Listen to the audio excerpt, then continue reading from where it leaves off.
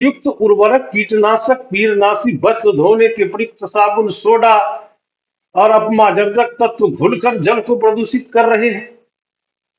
मल जल का प्रवाह, मवेशियों की सफाई जैसी मानवीय अनुक्रियाएं जल को के प्रदूषण को बढ़ावा दे रही हैं।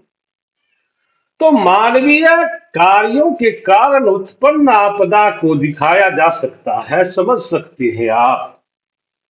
तो वनों की अंधाधुंध कटाई से मृदा अपरदन की गति भी तीव्र हुई है, जिससे नदियों का प्रवाह मार्ग में तीव्र अवसादीकरण हुआ है और ठोस अवसाद, कीचड़, रासायनिक कचरे, ये जो सारे बढ़ चुके हैं, इसके बढ़ जाने से जलीय जीवों का संकट बढ़ गया है और साथ ही बाढ़ का भी खतरा बढ़ता गया।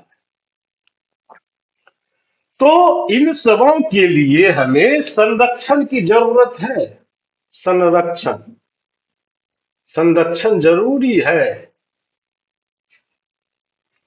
तो संरक्षण, नदी प्रदूषण ने पर्यावरण पर प्रतिकूल प्रभाव डाला है और आज विश्व के अनेक देश इस समस्या से जूझ रहे। तो इस संकट की स्थिति से निपटने के लिए संरक्षण कार्य पर ध्यान देने की आवश्यकता है।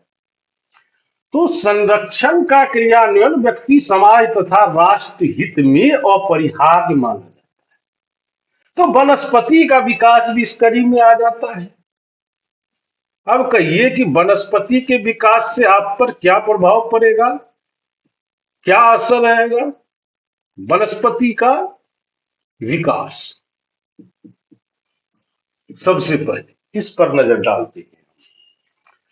तो वनस्पति हमें प्रदूषण मुक्त पर्यावरण में जीने में मदद करती है और शुद्ध वायु के साथ साथ हमें यह फल, औषधि, कीमती लकड़ियां भी प्रदान करती है। इनकी जड़ें मृदा को संगठित रखती है, जो नदियों और वायु द्वारा अपरदन की प्रक्रिया को निष्प्रभावी बना देता है।